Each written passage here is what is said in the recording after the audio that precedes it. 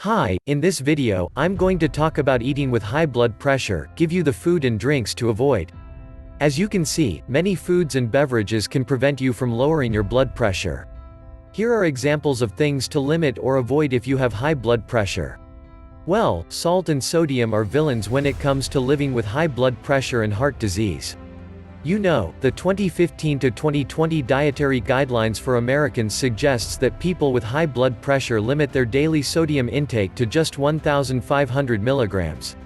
However, the Food and Drug Administration states that around 75% of the sodium Americans eat in a day comes from processed foods and salt added to foods at restaurants and other food service establishments. It's not what they add at the table with a salt shaker. Some of the saltiest packaged foods include deli meat, frozen pizza, vegetable juices, canned soup, canned or bottled tomato products. In fact, processed deli and lunch meats can be real sodium bombs.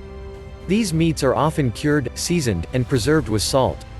A 2-ounce serving of some lunch meats could contain 500 milligrams of sodium or more. If you have a heavier hand with the cold cuts, you'll get even more sodium. Add bread, cheese, condiments, and pickles, and your simple sandwich can quickly become a sodium trap. All pizzas can be a poor choice for people watching their sodium intake. The combination of cheese, cured meats, tomato sauce, and crust adds up to a lot of sodium. Frozen pizza is especially dangerous for people with high blood pressure. To maintain flavor in the pizza once it's been cooked, manufacturers often add a lot of salt.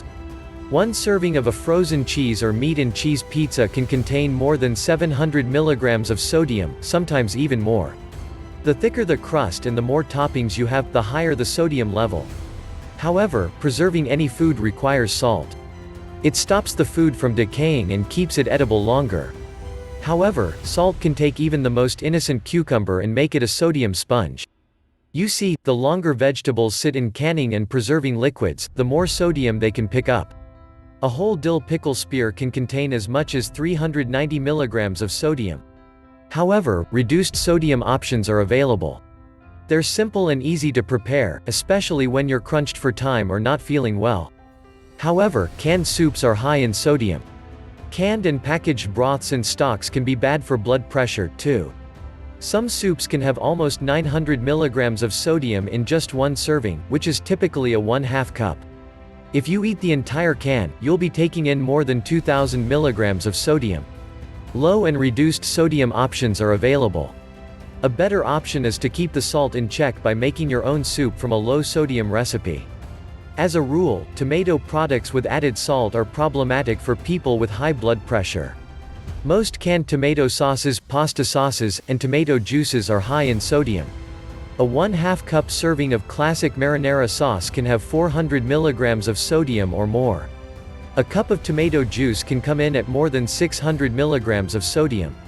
You can often find low or reduced sodium versions of all of these items.